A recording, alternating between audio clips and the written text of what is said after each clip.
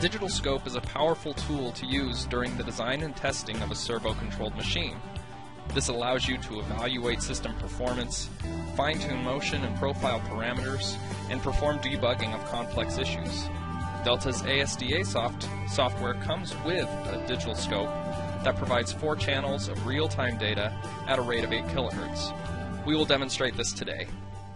In this example, we are going to demonstrate using the scope during tuning to evaluate the performance changes that occur.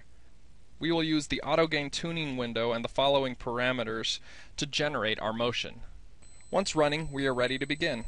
Open the scope tool by clicking here. The scope has 3 main areas: the graph where traces are displayed, the channel selector and information area, and the settings bar. We'll start by selecting the channels we want to view, specifically speed command and motor current. The other 2 channels can be left the same. Now click Run to begin capturing data in real time. Once you've collected enough data, just click Stop to complete your capture. Now the data displays on your screen. Click the green button to rescale the data to the full screen. In order to scale each channel individually, go to Properties and click this icon. Now when pressing the green button, each channel will scale individually. This allows us to see finer detail on channels like the motor current.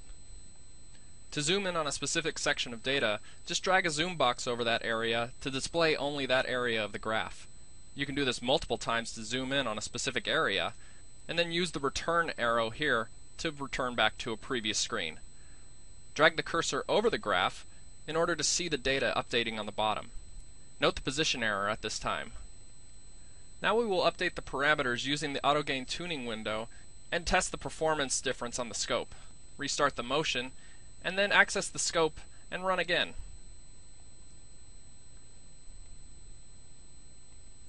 Again, we will display the data using the tools of the scope to zoom in on the data that we want to view.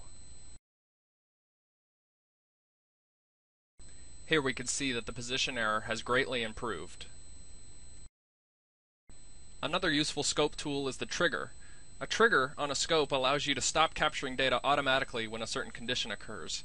In this case, we're going to stop data when channel 1 exceeds a value of 1 and then capture for 2 more seconds in order to grab the rest of the data. Here we see the stop condition occurred and 2 more seconds of data was captured afterwards. This concludes our introduction to the scope tool. For more questions, please contact Delta Products.